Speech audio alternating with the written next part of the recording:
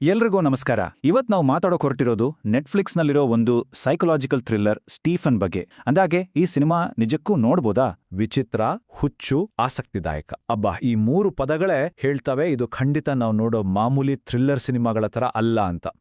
ಏನೋ ಸ್ಪೆಷಲ್ ಇದೆ ಅನ್ನೋದು ಇಲ್ಲೇ ಗೊತ್ತಾಗತ್ತೆ. ಸರಿ, ಹಾಗಾದ್ರೆ ಎಲ್ರೂ ಹೇಳ್ತಾರೆ ಇದು ಬೇರೆ ತರ ಸಿನಿಮಾ ಅಂತ. ಆದ್ರೆ ಯಾಕೆ ಇದ್ರಲ್ಲಂತದ್ದೇನಿದೆ? ಬನ್ನಿ ಆ ವಿಷಯದ ಬಗ್ಗೆನೇ ಮೊದಲು ಮಾತಾಡೋಣ. ಇಲ್ಲೊಂದು ಇಂಟ್ರೆಸ್ಟಿಂಗ್ ಕಂಪ್ಯಾರಿಸನ್ ಇದೆ ನೋಡಿ. ಸಾಮಾನ್ಯವಾಗಿ ನಾವು ನೋಡೋ ಸೀರಿಯಲ್ ಕಿಲ್ಲರ್ ಸಿನಿಮಾಗಳಲ್ಲಿ ಏನಾಗುತ್ತೆ, ಕೊಲೆ ಆದ ಮೇಲೆ ಪೊಲೀಸ್ ತನಿಖೆ ಶುರುವಾಗುತ್ತೆ ಅಲ್ವಾ? ಆದ್ರೆ ಸ್ಟೀಫನ್ ಸಿನಿಮಾ ಇದಕ್ಕಿಂತ ಸಂಪೂರ್ಣವಾಗಿ ಭಿನ್ನ. ಇದು ಅಪರಾಧದ ಮೇಲೆ ಅಲ್ಲ, ಬದಲಿಗೆ ಅಪರಾಧಿಯ ಮನಸ್ಸಿನೊಳಗೆ ಇಳಿದು ಅವನ ಯೋಚನೆಗಳನ್ನೇ ಫಾಲೋ ಮಾಡುತ್ತೆ. ಈ ಸಿನಿಮಾ ಯಾಕೆ ಸ್ಪೆಷಲ್ ಅಂದ್ರೆ ಇದೇ ಕಾರಣಕ್ಕೆ.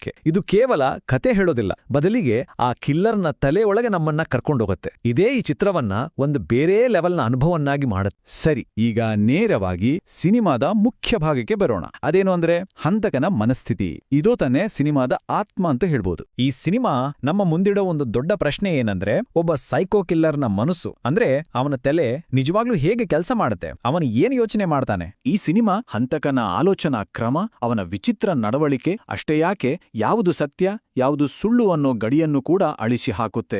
ಸಿನಿಮಾ ನೋಡ್ತಾ ಇರ್ಬೇಕಾದ್ರೆ ಪದೇ ಪದೇ ನಮ್ಮ ತಲೆಯಲ್ಲಿ ಬರುವ ಒಂದೇ ಪ್ರಶ್ನೆ, ಯಾಕೆ ಅವನ್ ಯಾಕೆಂಗ್ ಮಾಡ್ತಿದ್ದಾನೆ? ಓಕೆ, ಇದೆಲ್ಲ ಸರಿ. ಪಾತ್ರದ ಬಗ್ಗೆ, ಅವನ ಮನಸ್ಸಿನ ಬಗ್ಗೆ ಇಷ್ಟೆಲ್ಲ ಫೋಕಸ್ ಮಾಡಿದ್ರೆ ಸಿನಿಮಾ ಥ್ರಿಲ್ಲಿಂಗ್ ಆಗಿರುತ್ತಾ? ಹೇಗೆ ಪ್ರೇಕ್ಷಕರನ್ನು ಹಿಡಿದಿಡುತ್ತೆ? ನಾವು ಆ ಪಾತ್ರದ ಬಗ್ಗೆ ಒಂದೊಂದೇ ವಿಷಯ ತಿಳ್ಕೊಳ್ತಾ ಹೋದ ಹಾಗೆ ಸಿನಿಮಾದ ಟೆನ್ಷನ್ ಕೂಡ ಜಾಸ್ತಿ ಆಗ್ತಾ ಹೋಗುತ್ತೆ. ಕಥೆಯ ಗ್ರಾಫ್ ನಿಧಾನವಾಗಿ ಮೇಲೇರುತ್ತಾ ನಮ್ಮನ್ನ ಸೀಟಿನ ತುದಿಯಲ್ಲಿ ಕೂರಿಸುತ್ತೆ. ಹೀಗೆ ಬಿಲ್ಡ್ ಆಗ್ತಾ ಹೋಗೋ ಇಡೀ ಕಥೆ ನಮ್ಮನ್ನ ಎಲ್ಲಿಗ್ ತಂದು ನಿಲ್ಸುತ್ತೆ ಗೊತ್ತಾ?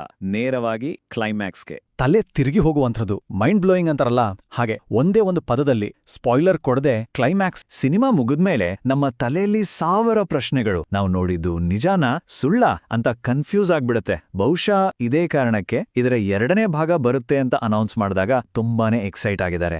ಈ ಸಿನಿಮಾ ಯಾರಿಗಿಷ್ಟ ಆಗ್ಬೋದು, ಯಾರು ನೋಡ್ಬೇಕು? ಟೆಕ್ನಿಕಲ್ ವಿಚಾರಕ್ಕೆ ಬಂದ್ರೆ ಸಿನಿಮಾಗೆ ಒಳ್ಳೆ ಮಾರ್ಕ್ಸ್ ಸಿಕ್ಕಿದೆ. ಮುಖ್ಯ ಪಾತ್ರ ಮಾಡಿದವರ ನಟನೆಗೆ ಅತ್ಯುತ್ತಮ ಅನ್ನೋ ಮಾತು ಕೇಳಿ ಬಂದಿದೆ. ಇನ್ನು ಸಪೋರ್ಟಿಂಗ್ ಆಕ್ಟರ್ಸ್ ಕೂಡ ಚೆನ್ನಾಗಿ ಮಾಡಿದ್ದಾರೆ. BGM ಕೂಡ ಚೆನ್ನಾಗಿದೆ ಮತ್ತು ರೈಟಿಂಗ್ ತುಂಬಾನೇ ಹಿಡಿದಿಟ್ಕೊಳ್ಳುವಂತದೇ ಮತ್ತು ಅಲ್ಲಲ್ಲಿ ಸರ್ಪ್ರೈಸ್ ಕೊಡುತ್ತೆ. ಆದ್ರೆ ಒಂದು ನಿಮಿಷ, ಸಿನಿಮಾ ನೋಡಕ್ಕೆ ಪ್ಲಾನ್ ಮಾಡೋ ಮುಂಚೆ ಇಲ್ಲೊಂದು ಮುಖ್ಯವಾದ ಎಚ್ಚರಿಕೆ ಇದೆ. ಈ ಸಿನಿಮಾದಲ್ಲಿ ಹಿಂಸೆ ಮತ್ತು ರಕ್ತದ ದೃಶ್ಯಗಳಿವೆ. ಸೊ ಯಾರಿಗೆಲ್ಲ ಇಂತಹ ದೃಶ್ಯಗಳನ್ನು ನೋಡಕ್ಕೆ ಕಷ್ಟ ಆಗುತ್ತೋ ಅವರಿಗೆ ಇದು ಸರಿ ಹೋಗಲ್ಲ. ಆದ್ರೆ ಒಂದು ಒಳ್ಳೆ ವಿಷಯ ಏನಂದ್ರೆ ಇದರಲ್ಲಿ ಯಾವುದೇ ಅಡಲ್ಟ್ ಕಂಟೆಂಟ್, ಅತಿಯಾದ ಕೆಟ್ಟ ಭಾಷೆ ಇಲ್ಲ. ಈ ರೀತಿಯ ಅನುಭವ ಬೇಕು ಅನಿಸಿದ್ರೆ ಈ ಸಿನಿಮಾ ಖಂಡಿತ ಒಂದು ಒಳ್ಳೆ ಆಯ್ಕೆ ಆಗ್ಬೋದು.